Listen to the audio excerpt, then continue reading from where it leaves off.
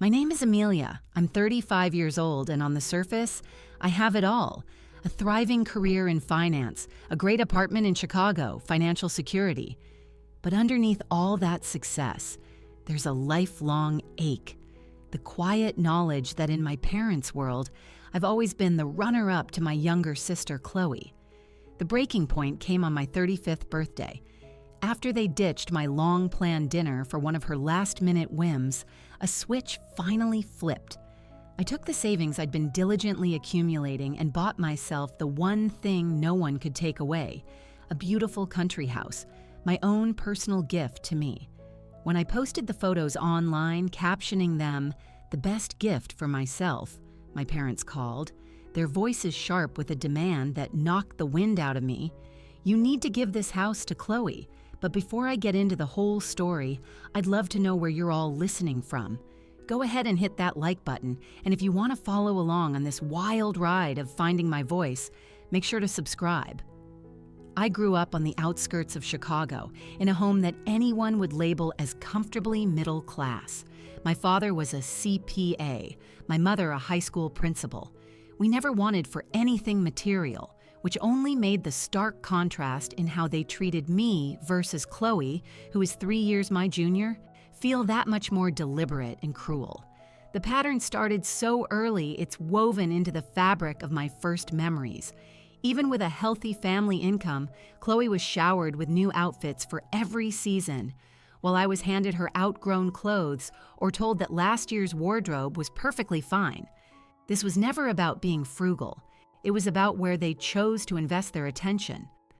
My mother would spend entire Saturdays at the mall with Chloe, patiently helping her craft the perfect look, while my own requests for new jeans were met with a sigh and a suggestion to check the back of my closet.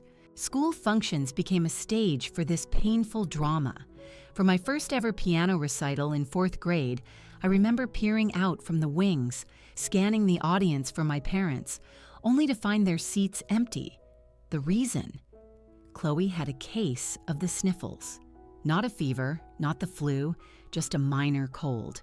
When I won the regional science fair in 7th grade, a huge deal for me, my dad came, but he ducked out before the awards were even announced because Chloe had a soccer game across town. Yet for Chloe, they were front and center for everything. From school plays where she was a tree to parent-teacher conferences about her mediocre grades. The imbalance during birthdays and holidays was a special kind of hurt. For my 16th birthday, a milestone I dreamed about, I got a refurbished laptop and a generic sheet cake from the local grocery store. 3 years later, Chloe's Sweet 16 was an orchestrated event. A professional photographer orbited her all night. She had a towering, custom-designed cake, and the grand finale was a shiny new car parked in the driveway with a giant bow on it. Christmas was the same story, year after year. Chloe's side of the tree would be buried under a mountain of thoughtfully chosen presents, while my smaller pile always felt like it was assembled from a last-minute shopping trip. In a desperate attempt to earn their notice, I threw myself into my studies. I thought if I could just achieve enough, they would have to see me. I graduated as the valedictorian of my high school. During my speech, I thanked my parents for their support, a line that felt hollow even as I said it. I remember making eye contact with them in the crowd, and they were beaming. But their smiles were directed at Chloe, who was sitting next to them as if my success was somehow her accessory. When the college acceptance letters started arriving, I had offers from several top-tier universities, including a substantial scholarship to Northwestern. My parents' reaction was a lukewarm, "Oh, that's nice, honey," before they immediately pivoted to worrying about Chloe's struggles with her high school math class. When I chose Northwestern to lessen the financial burden, they seemed openly relieved.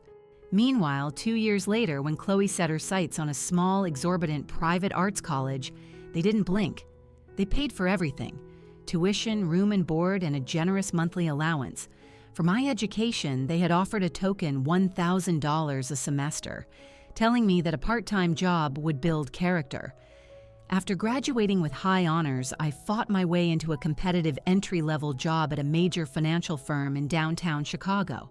I put in the hours, earned extra certifications on my own time, and clawed my way up the corporate ladder. By the time I was 28, I was managing my own team and earning a six-figure salary. My financial success was my armor. It gave me independence, but a wounded part of me still craved their pride, their simple acknowledgement. Family dinners were a continuation of the same old story. Every Thanksgiving, they'd pepper Chloe with questions about her life, her friends, her latest hobby. My promotions and professional milestones were met with a quick, "That's nice, dear," before the spotlight swung back to her. When I was made a senior financial advisor, my mother's only response before changing the subject was to ask about Chloe's new haircut. Through it all, I kept trying. I called them every week. I drove out for holidays, always with carefully selected gifts. I told myself they didn't realize how much it hurt, that they were just preoccupied. I held on to a sliver of hope that one day they'd look at me and finally be proud. It was my best friend, Olivia, who first put a name to the toxic dynamic. We'd been friends since college, and she'd been a first-hand witness to countless family slights. We were at brunch about 5 years ago, and after I'd recounted yet another story of being dismissed, she put her mug down and looked me straight in the eye. "Amelia, this isn't right," she said, her voice firm but kind. "The way your parents treat you versus Chloe. It's not just that they have a favorite. It's like you're invisible in your own family." I felt myself getting defensive. "They love me," I said, a little too quickly. "They just have a different way of showing it." Olivia just shook her head. "Do they? When was the last time they ever put you first? When have they ever, for anything, chosen you over her?" The question hung in the air, and I had no answer. In that silence, I felt the first hairline crack appear in the wall of denial I'd built for decades. But old habits are hard to break. I kept on trying to earn a love that should have been a given. It would take one last spectacular disappointment to finally shatter the illusion. As my 35th birthday neared, all I wanted was a simple family dinner. Nothing flashy, just the four of us at Lorenzo's, my favorite Italian spot in the city. I booked a table 3 weeks out, a prime spot for a Friday night. When I called to invite my parents, they sounded genuinely happy. "Of course we'll be there, honey," my mom said. "We wouldn't miss it for the world." My dad, on the extension, added, 35 is a big one. We're really looking forward to it." That flicker of hope ignited inside me. Maybe this time would be different. Maybe they were finally ready to celebrate me. The week leading up to it, we texted back and forth. My mom asked what I was planning to wear, saying we should get some nice pictures. My dad told me he'd already studied the menu online. These small gestures felt monumental, and I let myself believe. The day before my birthday, they sent a group text. "Looking forward to celebrating our amazing daughter tomorrow. See you at 7. I went to sleep that night feeling a warmth I hadn't felt in years. The next morning, my actual birthday, I woke up feeling hopeful. 35 years. I had so much to be proud of professionally. I had a beautiful apartment, great friends, and financial stability. The only missing piece was my family. Maybe tonight that piece would finally click into place. At 3 p.m., my phone rang. It was my mother. I answered, a smile on my face, ready for some last-minute coordination. "Amelia, honey, something's come up," she started, and her voice had that specific tone I'd learned to dread my whole life. It was the Chloe needs something tone. "What do you mean?" I asked, my stomach instantly clenching. "Well," she sighed, "Chloe just called. She's decided to throw a little dinner party tonight. Her friend from college is in town unexpectedly, and she really wants us all to meet him." I sank onto my sofa, the room starting to feel fuzzy. "But tonight is my birthday dinner. We've had this reservation for almost a month." "I know, sweetie, but this is a last-minute thing. You know how Chloe gets when her plans are disrupted. Besides, you're a grown woman. Birthdays aren't such a big deal at your age." Her words were like a slap. I could feel the air leaving my lungs. So her spontaneous dinner party is more important than my birthday, which we've been planning for weeks? There's no need to get dramatic, Amelia, she said, her voice turning cold. It's just a dinner. We can reschedule. Maybe we can do it next weekend and Chloe can come too. Tears started to burn behind my eyes. This was for some college friend, not even a serious partner. And they were throwing my birthday away for it. I made one last desperate attempt. Mom, this is really, really hurtful. I was so excited for this. That's when my father got on the line. Amelia, be reasonable. Your sister has gone to a lot of trouble. She's expecting us. We can celebrate your birthday anytime. And in that moment, it was crystal clear. It would never be my time. There would always be another excuse to choose Chloe. Always. After I hung up, I just sat there, tears streaming down my cheeks. I called Lorenzo's to cancel, and the hostess, hearing the break in my voice, kindly waived the cancellation fee. A small kindness in a sea of cruelty.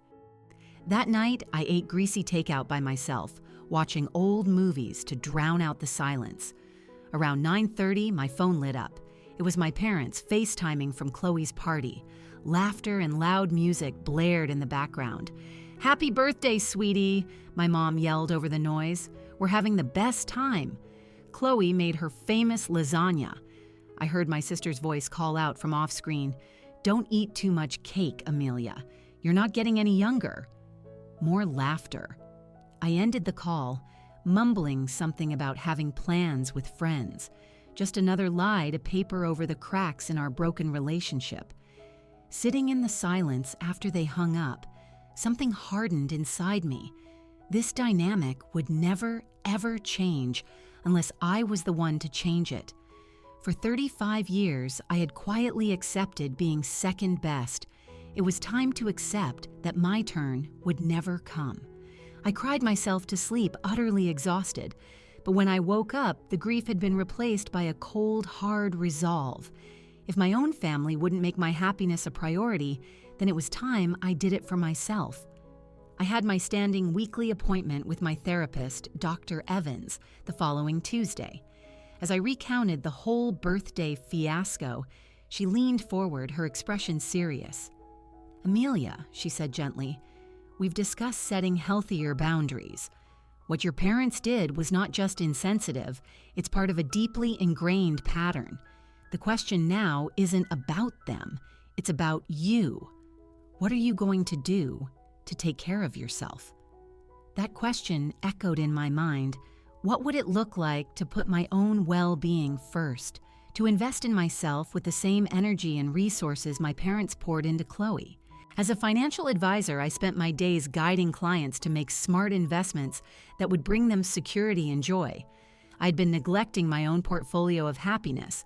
I had a significant amount in savings, just sitting there, waiting for some vague future purpose. I realized its purpose was now. For years, I'd fantasized about owning a place outside the city, a peaceful refuge with trees and a wide open sky, a sanctuary that was all mine. That afternoon, I dove into real estate listings for the countryside surrounding Chicago. I spent hours poring over market data, tax records, and zoning laws. This wasn't just an emotional whim.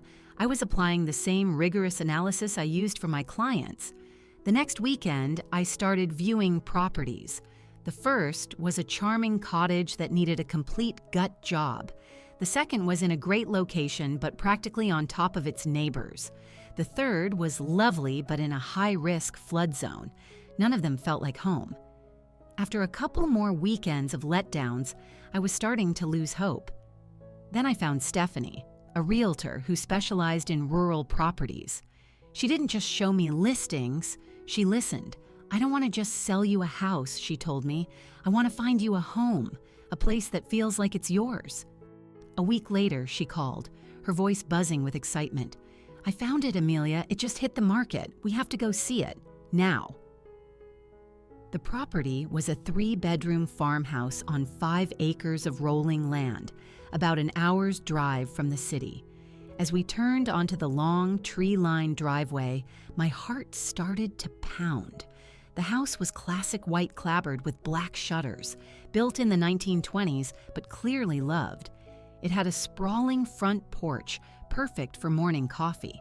Inside, there were original hardwood floors, a huge country kitchen with dated appliances, 2 bathrooms begging for an update, and a living room with a magnificent fieldstone fireplace. The main bedroom was a dream, with windows on 3 sides that bathed the room in light. While it needed a lot of cosmetic work, the bones were solid. The roof was new, the foundation was sound, and the major systems had been recently updated. But the moment I stepped onto the back deck, I knew. The land sloped gently down to a small, shimmering pond, and beyond that, rolling hills stretched out to the horizon. Standing there, breathing in the clean air, I felt a sense of peace I hadn't realized I was missing. "This is it," I whispered to Stephanie. "This is the one." The price was in my range, but Stephanie cautioned that there were already multiple offers. We had to be aggressive. Drawing on my professional skills, I crafted a strong offer with a large down payment and a quick closing, and I included a heartfelt letter to the owners explaining what their home would mean to me. After 3 days of agonizing suspense, Stephanie called. "They accepted your offer," she squealed. The sellers had been moved by my letter and chose me over a slightly higher bid. The next 6 weeks were a blur of inspections, paperwork, and securing financing. Through it all, I felt this incredible sense of empowerment. I was doing this for me, just for me. 6 weeks later, I was standing in the empty house, the keys cold in my hand. It was mine. I walked through every room, my footsteps echoing, my hand trailing along the walls. I imagined new, gleaming countertops in the kitchen, a vintage clawfoot tub in the bathroom. Every empty space was a blank canvas, and I was the artist. For the next 3 months, the house became my entire world. I hired contractors for the big jobs, but I tackled smaller projects myself. The kitchen was transformed with deep cherry cabinets and granite. The bathrooms were remodeled with timeless fixtures. I spent weeks choosing the perfect paint colors, warm, calming neutrals with pops of bold color. Every single decision, from the backsplash tile to the doorknobs, was mine alone. There was no one to second-guess me, no one to please. The house was becoming a physical extension of my newfound independence. I took photos of every stage, marveling at the transformation. This wasn't just about a house, it was about building a new life from the ground up. When the last contractor left, I stood in my finished living room and slowly turned in a circle. It was perfect. It was home. And it was unapologetically mine.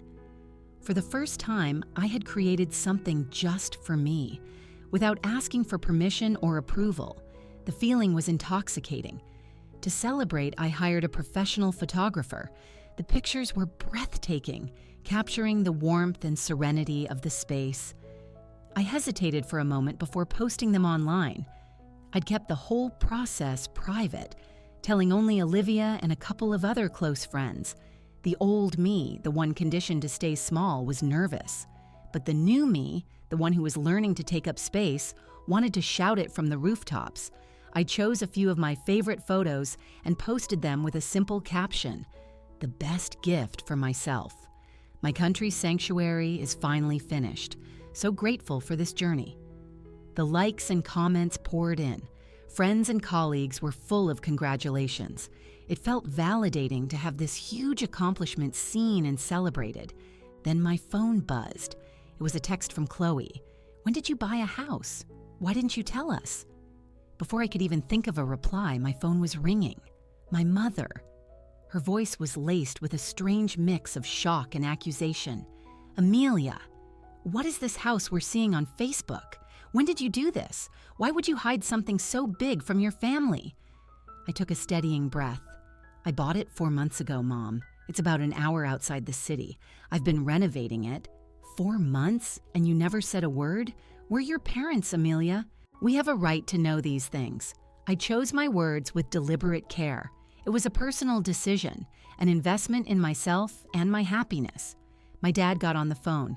"Do you have any idea how much money you've thrown away? The property taxes, the upkeep. What were you thinking? Instead of defending my sound financial choice, I just said, I'm very happy with my decision. There was a brief silence. Then my mother's voice changed, becoming suddenly bright and scheming. Well, it's actually perfect timing. Chloe and Nathan have been talking about wanting to move somewhere with more space for when they start a family. A cold dread washed over me. I knew where this was going. My father jumped in, his voice booming. Yes, this could work out perfectly for everyone. Chloe needs a house like this far more than you do, Amelia. You're single, you live in the city. What do you need all that space for? I was speechless. Are you suggesting I give my house to Chloe? Not give it to her, my mother corrected, as if that made it better. You could sell it to her at a family discount, or you could let them live there, and you could keep paying the mortgage. We can be creative. Absolutely not, I said, my voice sharp and firm in a way I'd never used with them before. This is my house. I bought it. I renovated it. It is not for Chloe or anyone else. Don't be so selfish, Amelia, my mother snapped. Your sister needs this. She's planning a family. Don't you want your future nieces and nephews to have a beautiful place to grow up? What I want, I said, my voice dangerously calm, is for my decisions to be respected. This house is mine. It is not up for debate. I hung up and my phone immediately started ringing again. This time, it was Chloe. Oh my God, Amelia, the house is gorgeous. Nathan and I were just saying we need to get out of our tiny apartment. The timing is perfect. When can we come see it? It's not for sale, Chloe, and you can't live in it. This is my home. There was a beat of silence. Then her voice turned sickly sweet and wheedling. Oh, come on, sis. You know I've always dreamed of a country house. And you're so busy with your job, you'll barely even be there. It just makes more sense for us to have it. Besides, Nathan already told his parents we found our dream house. The sheer audacity of it took my breath away. They had already claimed it. My accomplishment was just another thing for them to take. But this time, I wasn't backing down. That was a bit premature of him, wasn't it? I said coolly. You should probably let them know you're still looking. Chloe's tone flipped in an instant. Why do you always have to be so difficult? Mom and Dad are right. You're unbelievably selfish. You don't even want a family. What do you need a big house for anyway? I ended the call. The assault, however, was just beginning. In the days that followed, my phone rang nonstop.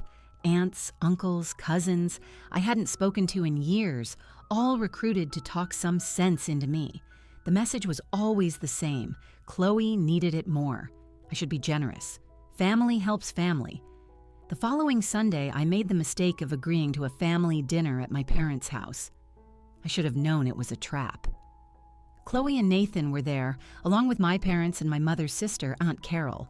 The entire meal was a thinly veiled campaign. Chloe talked about where she'd put her couch. Nathan mentioned turning a bedroom into a nursery. My mother chimed in with paint colors that would be better for a young family. I sat in a fog, pushing my food around, my stomach in knots. When Chloe started planning what she would serve for Christmas in my house, I finally snapped. I am not giving you my house, Chloe, I said, my voice low and clear. Not now, not ever. Please stop talking about it like it's a done deal. The table went dead silent. Then Chloe's eyes welled up with practiced tears. How can you be so cruel? You know we've been trying to save for a down payment. This would be such a gift to us. Don't you care about your future nieces and nephews? My father leaned across the table, his face stern. Amelia, that's enough. Your sister needs this. She's going to have a family. What are you going to do, rattle around in that big house all by yourself?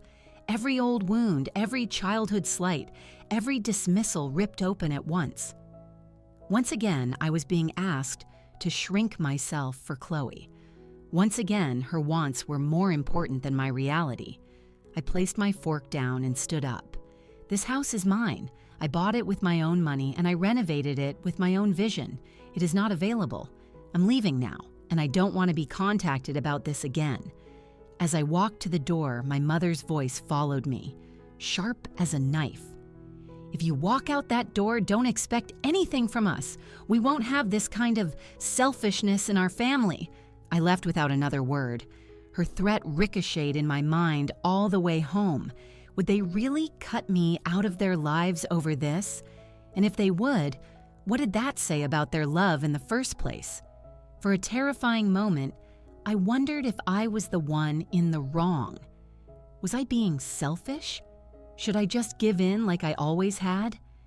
The morning after the disastrous dinner, I woke up feeling hungover, though I hadn't had a drop of alcohol. A jackhammer was going off in my head, and my stomach was in a tight, nauseous knot. As I got ready for work, my hands started to tremble. I dropped my mascara, smearing a black line across my cheek. As I tried to wipe it off, I realized I couldn't stop shaking. A wave of dizziness washed over me, and I had to sit on the edge of the tub, gasping for air. My heart was galloping, my vision tunneling. I knew these symptoms. It was a panic attack. In 15 years of a high-stress career, I had never, ever called in sick for stress. But I knew I couldn't go to the office. I called my assistant, my voice a reedy whisper I didn't recognize. "I'm not well. I have to take a sick day." The genuine concern in her voice was a testament to how out of character this was. I spent the day curled on my couch, wrapped in a blanket, shivering. My phone buzzed incessantly with texts and calls from my family. I ignored them. Each notification was like a small electric shock. Memories I hadn't thought of in years came flooding back. My 8th birthday party, where my parents showed up late because Chloe demanded they stop for ice cream. My high school graduation, where they left right after I got my diploma because Chloe was bored. A lifetime of being the supporting actress in my own life. That afternoon, my parents called again. I answered, a foolish flicker of hope inside me that they might have had a change of heart. "Amelia," my mother began, her voice cold, "this whole house situation is ridiculous. You're being childish. We raised you to be better than this." I could feel my throat closing up. "Mom, please. This house is important to me. It's the first thing that's ever been just for me." "That's the problem," my father cut in. "You've always been so focused on yourself. It's always me, me, me with you. It's time you thought about the family. Self-centered? Me?" The irony was so bitter I almost choked. My mother plowed on. "Chloe has always been the special one, Amelia. She just needs a little more help than you. You've always been so strong, so independent. Why can't you just use that strength to help your sister, the special one?" There it was. The unspoken truth of my entire existence, finally said out loud. Not 2 daughters, loved equally, just one special one, and one who was capable. Before I could even process it, my father delivered the final blow. "We already promised Chloe she could have the house, Amelia. Don't make us look like liars. They had promised it. They had promised away my home, my sanctuary, my achievement. In their minds, my ownership was just a temporary inconvenience.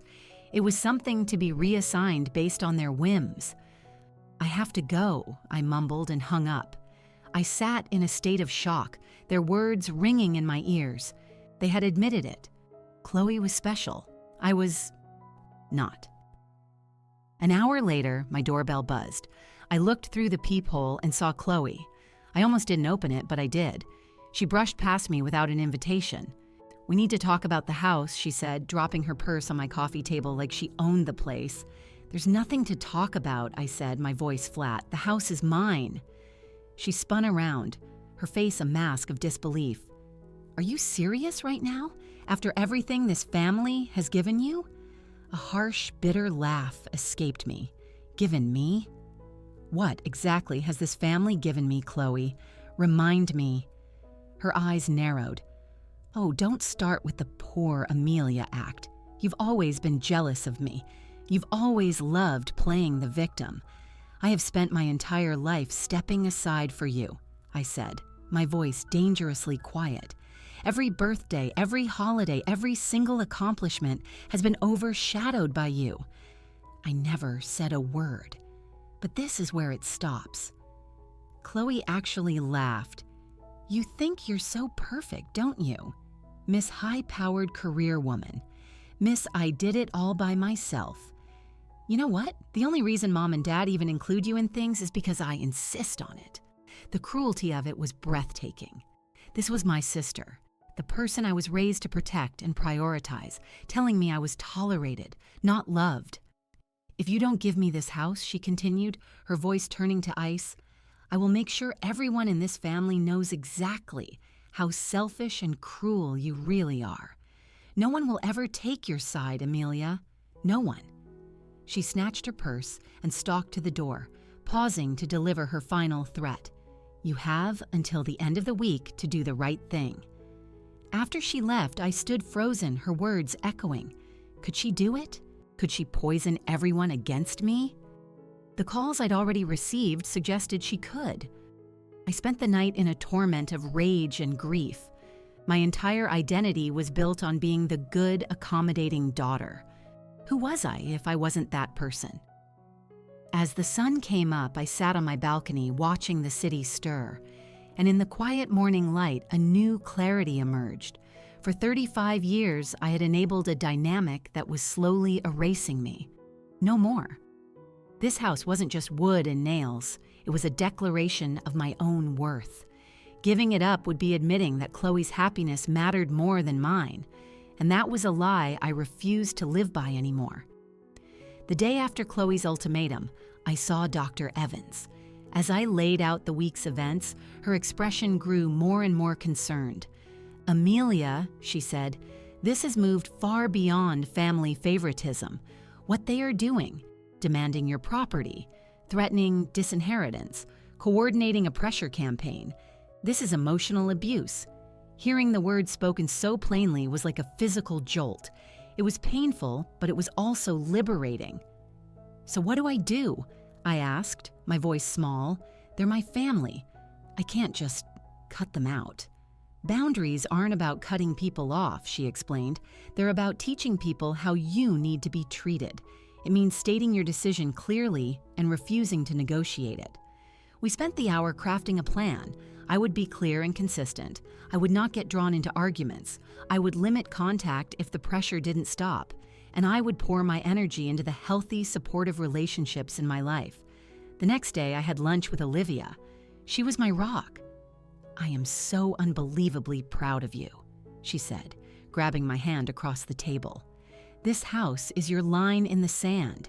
It's you, finally saying you matter. But what if they actually do it, I whispered. What if they cut me off? Then, she said, her eyes fierce, you'll learn what I've known all along. Family isn't just about who you share blood with.